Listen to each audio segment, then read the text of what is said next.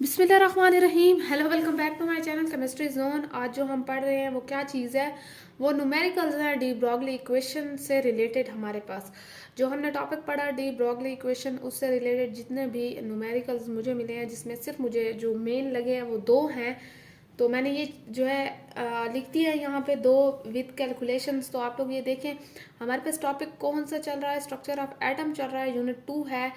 Wave mechanics के approach पे हम ये पढ़ रहे हैं, जिसमें हमने डी ब्रॉगली पढ़ा था। डी ब्रॉगली हाइपोथेसिस, उसके न्यूमेरिकल करेंगे। तो वीडियो को स्टार्ट करने से पहले जो है चैनल को ज़रूर सब्सक्राइब करें ताकि आपको न्यू अपडेट मिलती रहे। चलिए जी, देखिए हमारे पास पहला न्यूमेरिकल क्या चीज़ है कि पहला है calculate the wave length of an electron having kinetic energy equal to the 4.55 multiply 10⁻⁵ joule. Joule भी कह सकते हैं, K G metre square per second square भी कह सकते हैं। तो जूल इज इक्वल्स टू इतना, ठीक है ना। तो प्लैंक कांस्टेंट हमारे पास ऑलरेडी गिवन है, मास ऑफ इलेक्ट्रॉन भी ऑलरेडी गिवन है, मास ऑफ इलेक्ट्रॉन कांस्टेंट होता है, ठीक है। तो ये चीज़ जो है प्लैंक कांस्टेंट भी जो है इसकी वैल्यू भी एक ही है।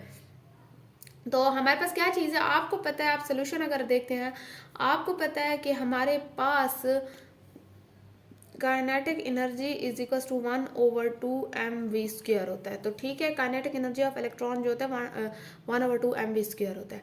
जो हमारे पास 1/2 mv² है, मीन्स के हमारे पास इस चीज़ के इक्वल होता है। तो मैं ऐसे लिख सकती हूँ ना, 1/2 mv²। अब इसकी वैल्यू जो है, इससे मैंने काइनेटिक एनर्जी का है, ठीक है, काइनेटिक एनर्जी इससे का है, और काइनेटिक एनर्जी 1/2 mv² होती है। अब यहाँ पे हमारे पास कितनी वैल्यू गिवन है, 4.55 मल्टीप्लाई 10⁻⁻25 जूल।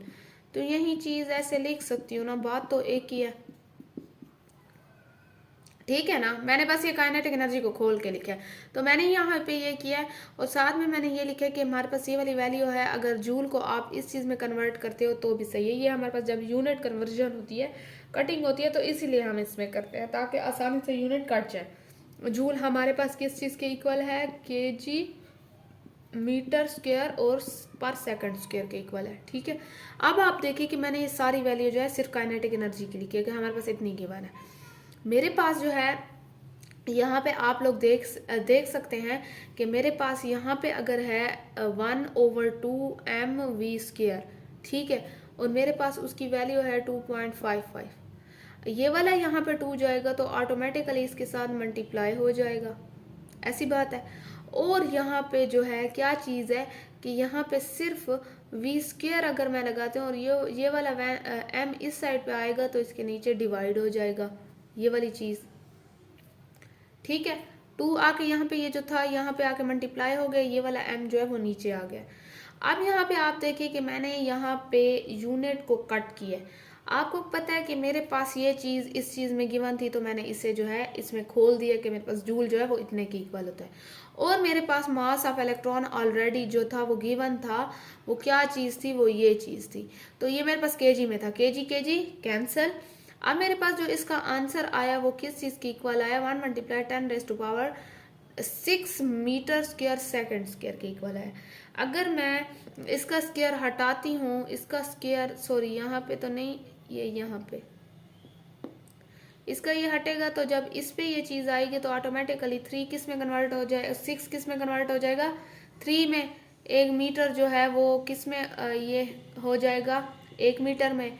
ये जो 2 था ये भी 1 में हो जाएगा। तो मेरे पास ये आंसर आ गया। यहाँ तक बात क्लियर है। अब मैंने यहाँ पे करनी तो वेव लेंथ है, कैलकुलेट तो मैंने वेव लेंथ करनी है। तो वेव लेंथ को कैलकुलेट करने के लिए मेरे पास डी ब्रॉगली की जो इक्वेशन है वो मैं यूज़ करूँगी। आपको पता है कि डी ब्रॉगली की जो इक्वेशन थी वो h/mv था, या कहीं पे h/p लिखा हो तो आपने घबराना नहीं है। h/p बहुत सी जगह पे लिखा होता है, तो मेरे पास ये हो सकता है p = mv होता है, ठीक है। मोमेंटम है, मोमेंटम की बात की जा रही है। तो आप जो है यहाँ पे देखें कि मेरे पास ऑलरेडी प्लैंक कांस्टेंट की वैल्यू गिवन है, मास की गिवन है, मैंने v भी फाइंड कर लिया, वेलोसिटी भी फाइंड कर लिया। बस मैंने सिर्फ वैल्यूज पुट किए हैं।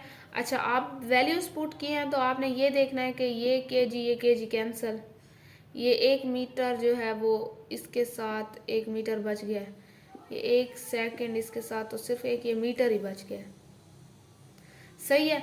अब जो है आपने ये चीज़ देखनी है कि मैंने इसको नैनोमीटर में अगर मैं कन्वर्ट करती हूँ तो मेरे पास ये चीज़ आएगी, मीन्स के मेरे पास जो है 1 मीटर इज इक्वल टू 10, ऐसे ऐसे वाली बात आएगी। यहाँ तक बात क्लियर है? तो ये मेरे पास यहाँ पे सिर्फ यहाँ पे आंसर तो ये वाला आ चुका है हमारे पास, बस ये नैनोमीटर में कन्वर्ट कर रहे हैं। नैनोमीटर में कन्वर्ट करने के लिए जो है हमारे पास ये चीज़ लगेगी और मेरे पास ये फिक्स जो है ये फाइनल आंसर आ जाएगा। यहाँ तक बात क्लियर है? बस हमारे पास जो था ये डी ब्रॉगली की वेव लेंथ आ गई है, इसके अलावा जो है इसको आगे नहीं करना, ये फाइंड हो चुका है। चलें जी, अब सेकेंड न्यूमेरिकल देखते हैं। अब आप लोग इस सेकंड न्यूमेरिकल को देखिए, वो कहते हैं calculate the wavelength of an alpha particle having mass 6.6 multiply 10 raise to power -27 kg moving with the speed of 10 raise to power 5 centimetre per second. H हमारे पास ऑलरेडी गिवन है, प्लैंक कांस्टेंट, ठीक है। बस जो है आपने सिर्फ डी ब्रॉगली की इक्वेशन लगानी है जिसमें आपने वेवलेंथ फाइंड करनी है।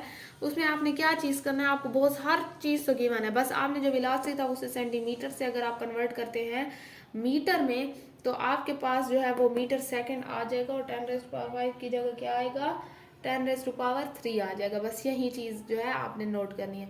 इसके अलावा सिंपल सी बात है, वैल्यूज पुट करें। केजी जो है आपके पास ये जूल था ना, तो मैंने आपको पता है ना कि 1 joule is equals to kg metre square per second.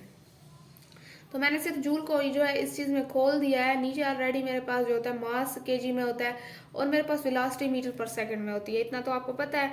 तो केजी केजी के साथ कैंसिल, एक एम इसके साथ कैंसिल, ये सेकंड ये एक सेकंड, बस एक एम जो यहाँ पे एक बच गया है वो यहाँ पे आ गया। तो मेरे पास जो है वो वेव लेंथ आ चुकी है, मुबारक हो। चलें जी, ये जो है हमारे पास यहाँ तक कंप्लीट हो गया। अगली वीडियो में मिलेंगे। अगली वीडियो में हम क्या चीज़ पढ़ेंगे, हमने हेसनबर्ग अनसर्टेनिटी प्रिंसिपल पढ़ना है, उसके अलावा स्क्रोडिंजर वेव इक्वेशन पढ़नी है, बहुत सी भी चीज़ें आप भी पढ़नी है। तो अगली वीडियो का इंतजार करें। तब तक अगर कोई भी डाउट हो, कोई भी मसला हो, आप कमेंट सेक्शन में मुझे जो है वो बता सकते हैं। चैनल को सब्सक्राइब करें ताकि मेरे साथ बने रहें। अल्लाह हाफिज़।